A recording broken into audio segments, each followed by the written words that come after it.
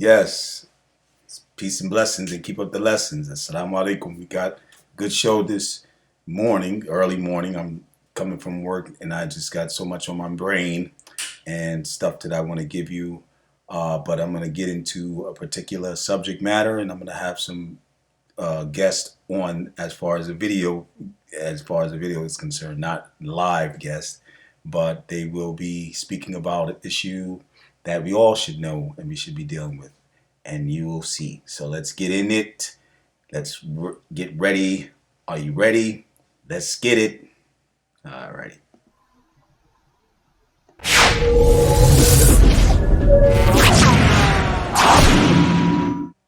Yes, assalamu alaikum rahmatullahi wa barakatuh. Peace and blessings and keep up the lessons. This is your brother Talib from the Brother Talib Show.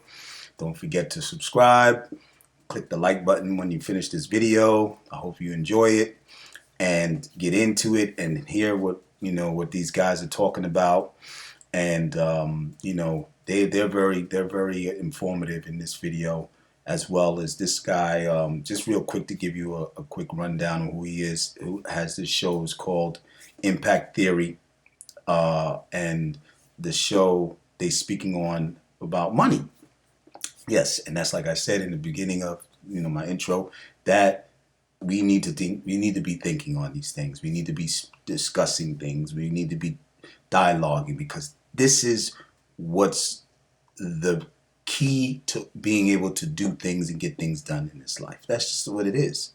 Qadarullah wa mashafala. We know the deen of al-Islam is our only way to be able to make it through this life and make it to the next and the hereafter, and we strive for that. But there are means, as well as even my son, he started reading the book Tawakkul by one of the major scholars. And Tawakkul means to trust in Allah and depend on Allah, rely on Allah, and to take the means. And taking the means, like when you deal with risk, when you deal with provisions, and provisions is only first and foremost from Allah. Okay, it's from Allah. And Allah uses tools and things in life to where you can get your provisions from. And money is a part of provision transactions.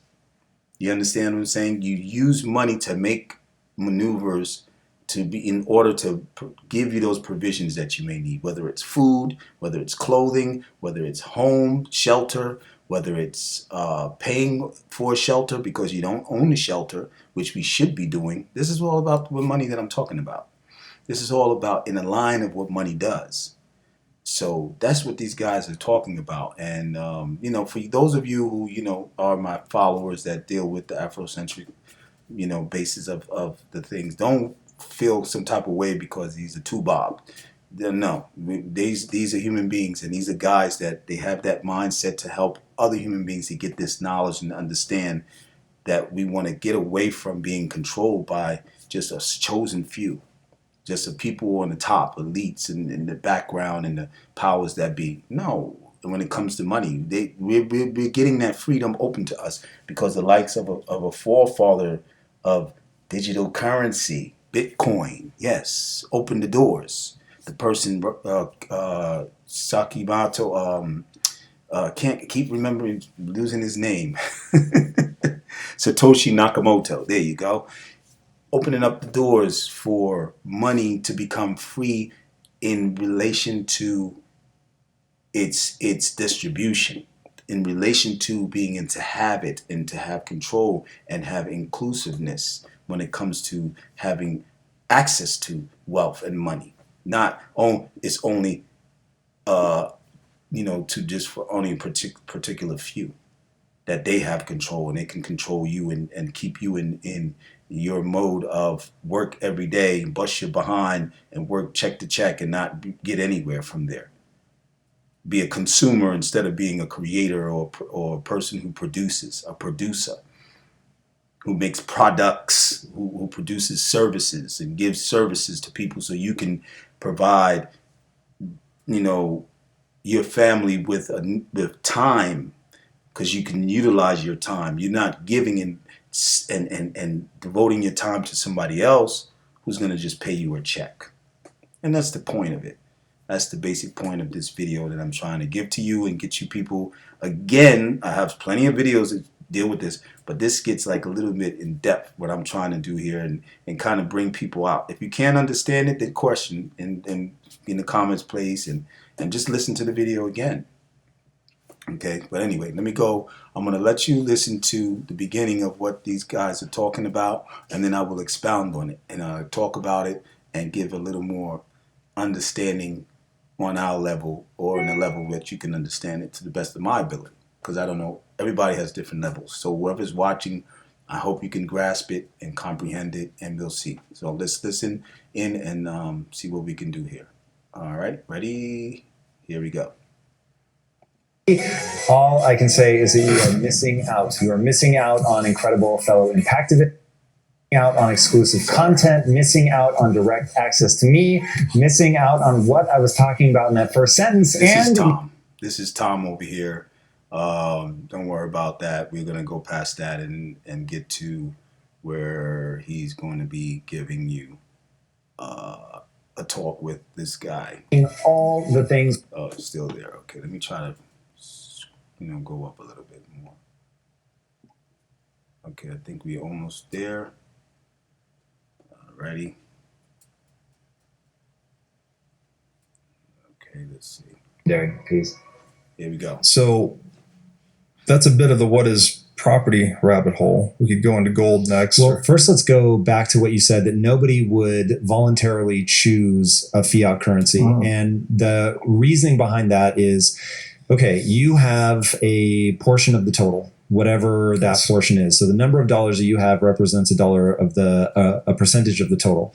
If they can change the total at any time, they can dilute you. And so your perception is that the value of your house is going up, but the reality is the value, the buying power of the dollar is going down. That's correct. Okay. So basically this is Tom. This is the one who runs this show called Impact Theory slash Discord, and he has different interviewing shows that he's done and dealing with different topics, and he deals with a lot of cryptocurrency. He's an investor himself and all that, but he deals into money and finance in different areas and business and stuff like that, because he owns his business, which is part of this stream cast or what have you, and he has a podcast I think as well. But if you can I'll try to put his information or the link to his videos, and you can go through there and find them and get more information in some of the other videos he puts out. He has like different talk people, big time money people that have been on the show too. But anyway, he's pretty much bringing up about fiat money. Fiat, which I have spoken about it, I did it in my other videos. It's the money that we use today, that we know today, that is a dollar bill. That is a dollar bill note, or a note. Ours is the American dollar. Then you got the pound in Britain, and then you have the yen, and then you have the yuan I think is in China, and then you have the Mexican peso, and then you have the dinar, and you have all these different dollars, but they are in bill form. Most of them, all over the majority of the world, globally, has these bill notes, and that's called fiat.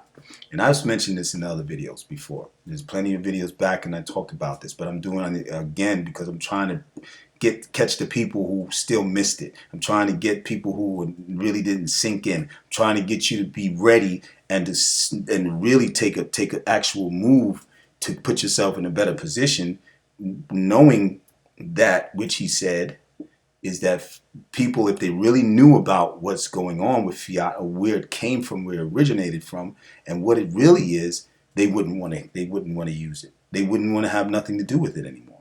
And that's where it's going. That's the future to be. We're going into the digital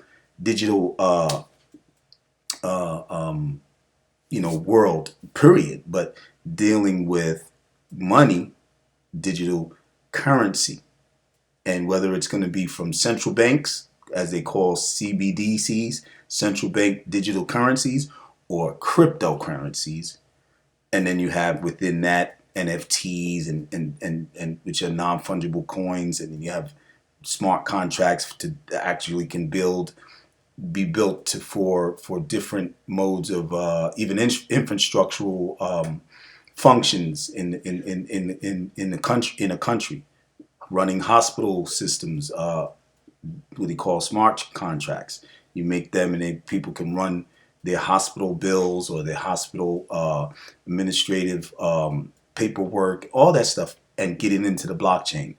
You know what I mean? This is the blockchain. The blockchain is the technology that I tell you people about that cryptocurrency runs on. Digital currency is now running on with companies like fintech, they call it, which is the technology networking developers that have put the blockchain into effect, and all these other companies that are developers, computer developers, computer scientists, and as you can say in another word, these guys know all of that stuff, and they're doing it and they're putting it out there, and they produce this technology. So we're going to be using this whether we like it or not.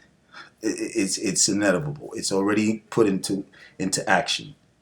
Okay, so now you got to get to say, do I want to deal with what I've been dealing with? Can I change my mentality and start realizing that I got to start making maneuvers to move over into this before they force me to move over into it? And then I still don't have no control over myself. Do you want to have control over your money? Do you want to be able to have more money so that you can do more in your life? Because money, if you lack it, as you know, that's just normal. You see through many impoverished people's societies in the world, whatever countries they are. And they always want to paint an image of Africa or India, the different countries that are not, more or less like, the two bob, or the European countries, or the so-called first world countries, most developed countries. They show the poverty there, but there's plenty of poverty in our country, in America, in Britain, and different, like, people on the street living in homeless. I mean, and this is supposed to be the richest country because of the gap of between rich and poor people are way below the poverty line because they're getting poorer and the rich are getting richer. And why? Because the rich still have control over the money. They still have their mental mind set into gaining wealth. But we as a people, who especially, people of color, because they've been so mixed up and confused through racist, bias, systematic conditioning, that not to look that way, not to think that you can amount to being a person that can have more, that can gain control like this. But now we got Bitcoin, now we have XRP, now we have Ethereum, now we have all these different types of currencies now. Some of them are not going to be able to exist too much longer because of they don't have a utility, they don't have a use case, they don't have nothing main project that can take them into the future, and then they'll be a part of the systems and the infrastructural establishments in the world. No, because they're going to go out the door, especially with regulation from the country's governments, especially here. You know that in America, when that time comes, and they can't stay in the boundaries or be able to accept the requirements that's going to be on them to keep their company, or if they have a company, or they own an exchange or what have you, or they own just a cryptocurrency that they created, and it doesn't meet the requirements, so government shut them down.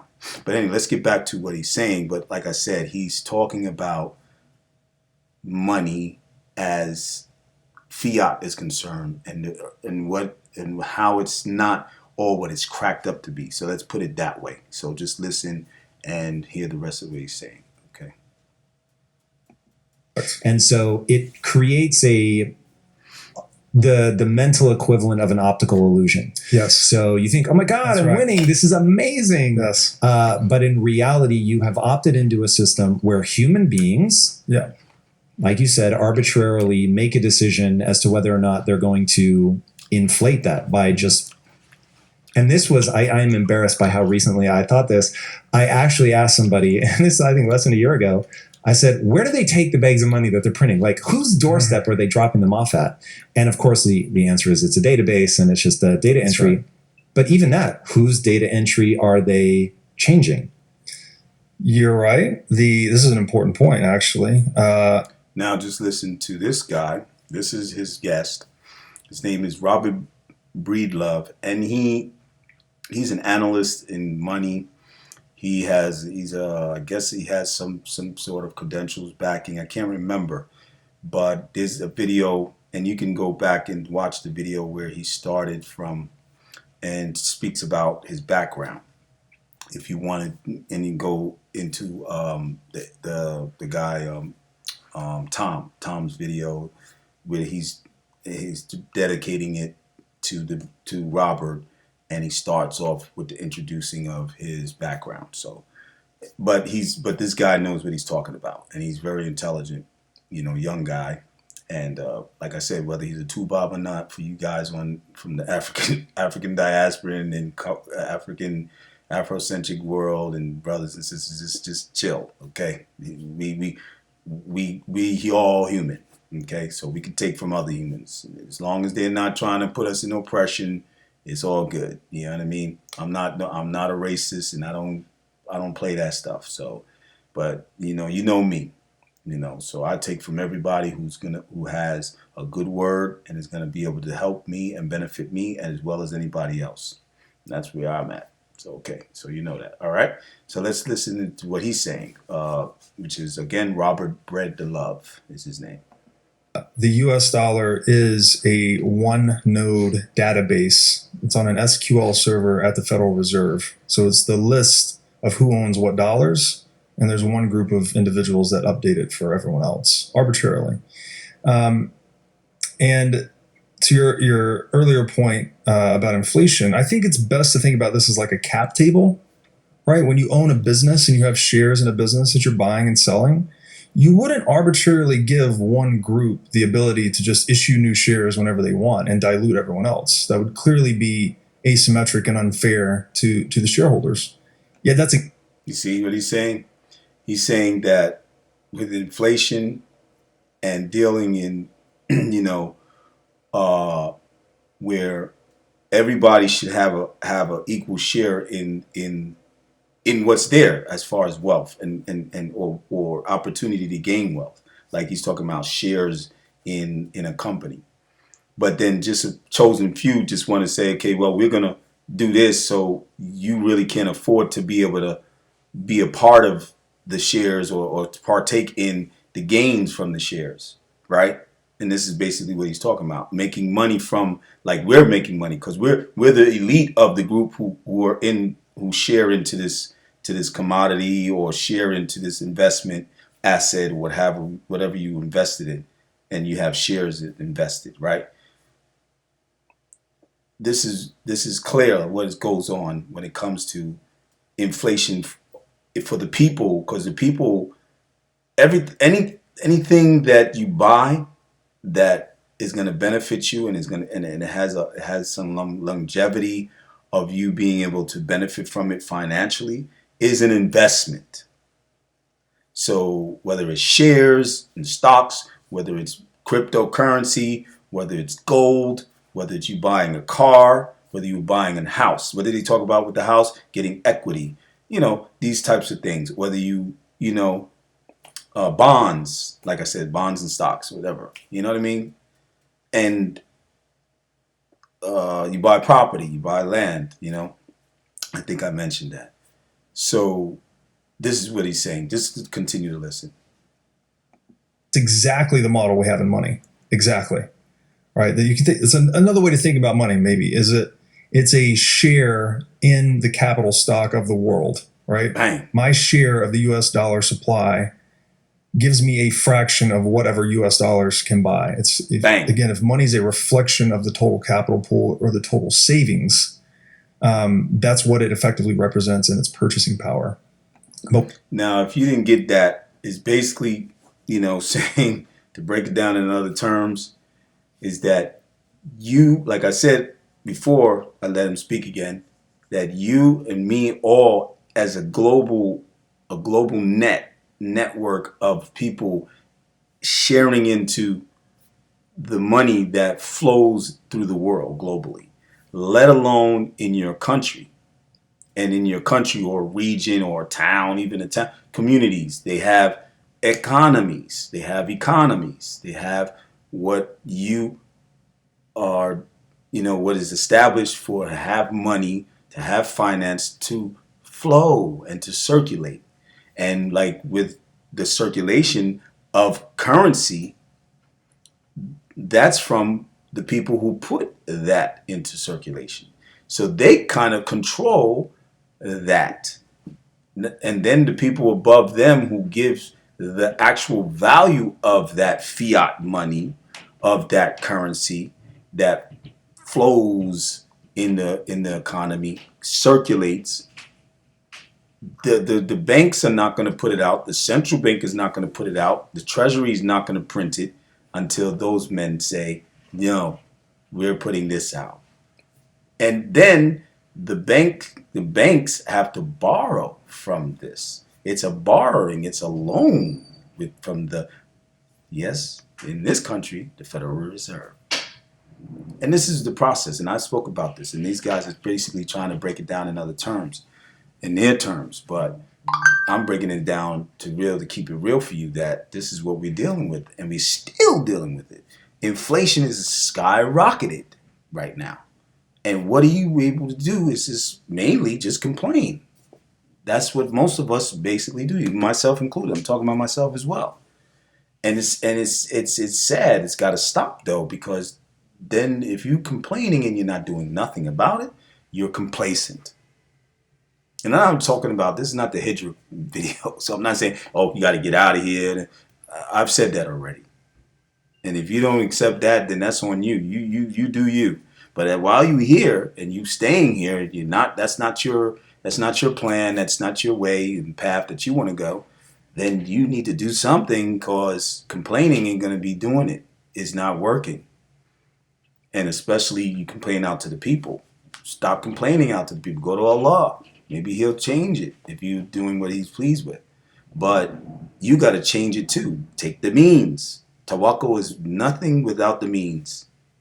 Because for you, to benefit you. Tawakkul can't benefit you if you're not taking the means, because that's what he wants you to do. That's what Allah wants us to do. He created us to do things, to act upon what we say we believe in.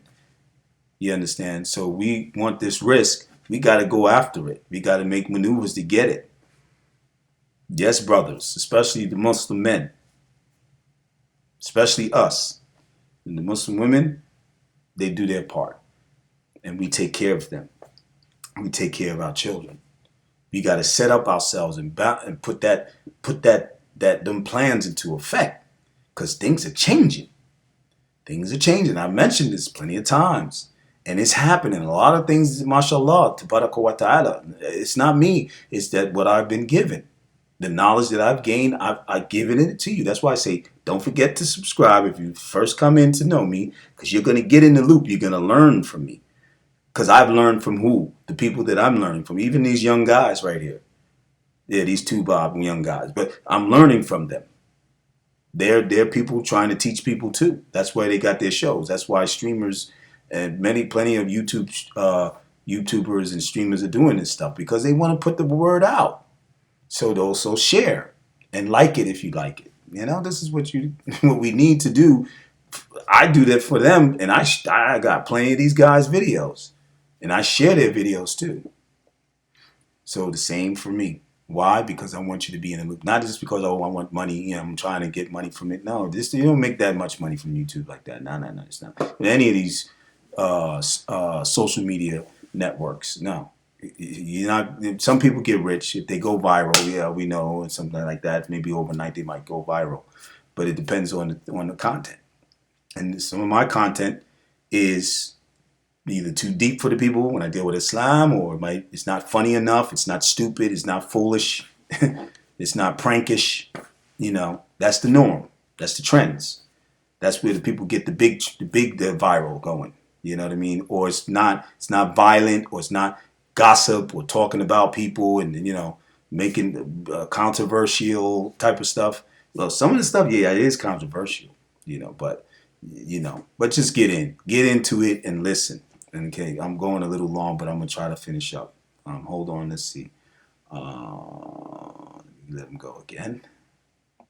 But when one group can just twist the rules to favor themselves and disfavor everyone else, you have a disequilibrated structure or an asymmetric monopolized structure. So hopefully that explains inflation and property a little bit. Yeah, it explains it well. It's right on point. What did I say? A chosen few, an elite, just a certain amount of people that can do and gain all of this. This is not right. And he said it. You heard what he said. Okay? So let's go on and see what else we dealing with. Hold on, let me see where we at. Okay, hold on. Let's see what Tom is saying. And I think I wanted to go forward, but I'll see. Hold on. It does. Putting a real fine point on why it's theft, though, because theft implies ill intent. I don't know if that's what you intend. In fact, let's start there. Do you intend that ill intent is afoot? I would say it's more the arbitrariness, right? I don't necessarily want to dig into the intent so much as mechanically what happens. It's an arbitrary redistribution of wealth or property from one group to another. So they're diluting the property rights of dollar holders. You see that? Basically, I'm just gonna let it go, but let me let it go. Anyone depending on the dollar to store its value is being victimized, and those getting access to the freshly produced or printed money first are the victimizers. They're the ones actually extracting wealth from that group. And this is especially abhorrent because if you think who depends on the dollar to store its value the most, the poor, those living on fixed income, pensioners, retirees, right? People living paycheck to paycheck. These are the people being stolen from. So I'm not going to make a claim about intent. There's a lot of arguments about, oh no, central banking, they don't mean to be doing what they're doing. They think they're doing what's in everyone's best interest. Fine, I'll accept the argument. But Well, I wanted to go into when he's talking about being arbitrary, and it's something else. It's arbitrary to me, which meaning random. It could be random or just a random choice, or it can be done out of a whim. He's trying, from me, I just see, I'm not saying myself to try to say that it's conspiracy, because that's where they go and say conspiracy theories. But I would say it's a little bit beyond arbitrary. At times it's beyond arbitrary. It's systematic. But he says the arbitrary, that sometimes these groups and these elite people and these people in the powers that be, as we know, without giving any specific names of organizations or people or, whether they politicians or what have you, they do things in those both ways. And it depends who they are. Depends on the group of people, if it's a group. Depends on the individual, if it's an individual. It's not just arbitrary. To me, these things are being done purposefully, systematically as well. And that's just my opinion, okay? You don't have to take it. But let's let him go on further to speak. Those depending on the dollar are being robbed by central banks and those that receive the newly printed money first. And who receives the newly printed money and how is that decided? And printed, again, is by changing numbers in the database. Yes. So a lot of the beneficiaries are asset holders, right? Name some assets. Real estate, stocks. So I own both of those. How do I benefit? Because I'm terrified of inflation. Right. So why am I not excited? Because when money, the store value function of money is compromised, which is what's happening when we inflict inflation, that the dollar's not holding its value over time. Market actors are smart, right? They're going to move into a reliably scarce asset. The most predominant store value in the world today are stocks, frankly. So stocks real estate, all these things that are reliably scarce in an inflationary environment become store value assets. So people that hold those assets as a larger percentage of their total net worth will benefit at the expense of those relying on dollars to hold their value. Because what database entry is changed in that scenario? It's not like they gave me more money for owning those. Right. But your home will appreciate, right? And it's not based on supply and demand so much as it is based on central bank policy. So if you think about. See, so pretty much he's trying to say is that the control is not in just the government or, obvious levels of financial institutions like banks, like Bank of America. This is my bank. Other people have their banks, Central Citibank, this, that, Wachovia, boom, boom, boom. These are regular, commercial banks. But when you deal with the central bank, they have a little more power. Okay, and they have control over what's going to be going down when it comes with money coming out into the public and for usage, and the Treasury, the ones who print it out. So they work hand in hand. Okay, so this is what he's saying. So the people, regular people like ourselves, and people who work in check to check, people who have buying houses, or they're taking mortgages for houses, not owning the house full one time, boom, straight, and you buy it, it's yours, but paying mortgage, they're being, bamboozled, in other words. Okay, let's keep going. More dollars chasing the same amount of stuff. It's kind of the simple way to think about it. This implies higher home prices. And it's not a consequence of supply and demand in the marketplace per se. It's just that diminished unit of economic perception. There you go. It's not just going by supply and demand, which is economical. It's economical terms for when money can be, or something can be more in demand, and then there's a lack. Is either the supply is available or the supply of that which is in demand is not. Okay, so but you got to deal with economics to get into understanding of that. But basically, he's trying to say that it's not by those factors of economics. It's by who is in control to make the maneuvers to make where stuff goes up, inflation goes up. Just like they say the data banks, they change the numbers in the data banks. It's the central bank. It's the people who are at the top. They change the numbers. It's not that it's done through economical, just a plain economical structure of something, or municipalities or something like that runs the economical base in the country.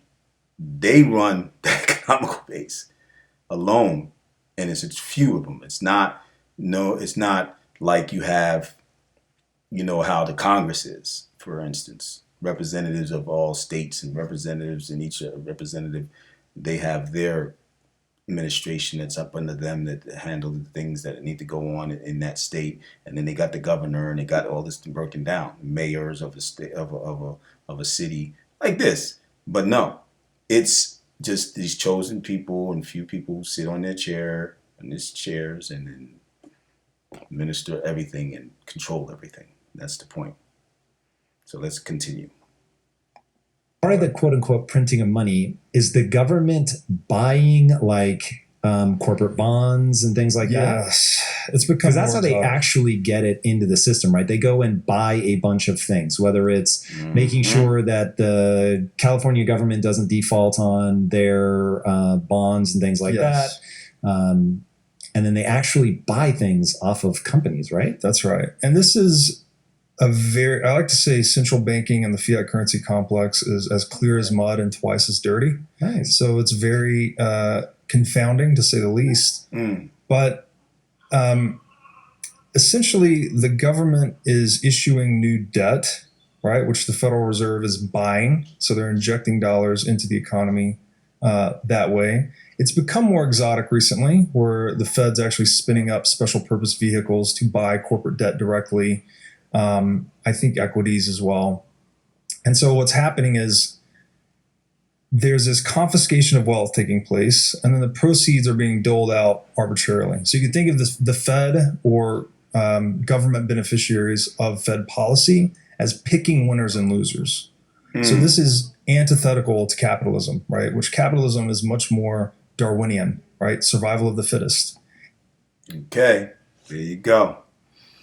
So now you see, as this guy Robert is just bringing the way of how they established the system, the financial system, in other words, and how he's using it, and he's just doing it in more like a brief manner with using, kind of like intellectual words per se, whatever.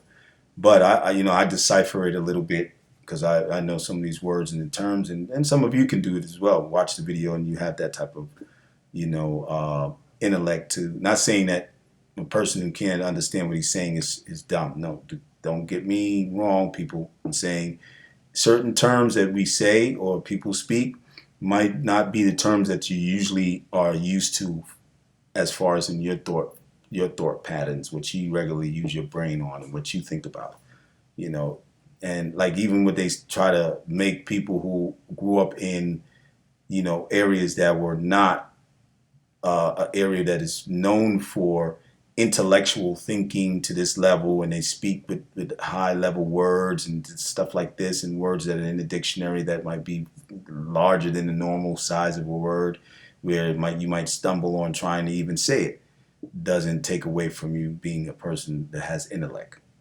Allah gave every human being intellect, so don't get me wrong. I'm not saying that. I'm saying that some of the stuff he's using, the jargon that he's using, might be something you're not used to, and that's it. So anyway, to finish it up, what I'm going to do, I think I'm going to do a second part because I want to get into some more of what they're saying, and also wanted to give to you some of the stuff that is happening that I've been hearing about, and finish out what I wanted to say this morning. So, but I appreciate you listening. Keep it up.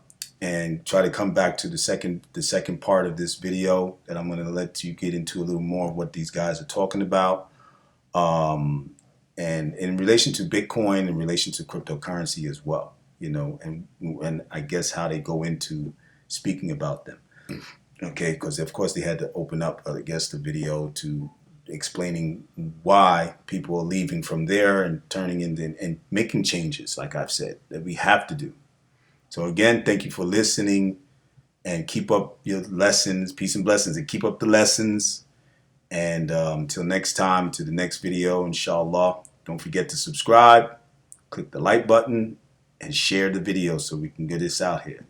Inshallah. Okay? Thank you, brothers and sisters. Alhamdulillah. Barakallahu fikum. Assalamu alaikum rahmatullahi wa barakatuh. Peace and blessings, and keep up the lessons. See you till next time. Bye-bye.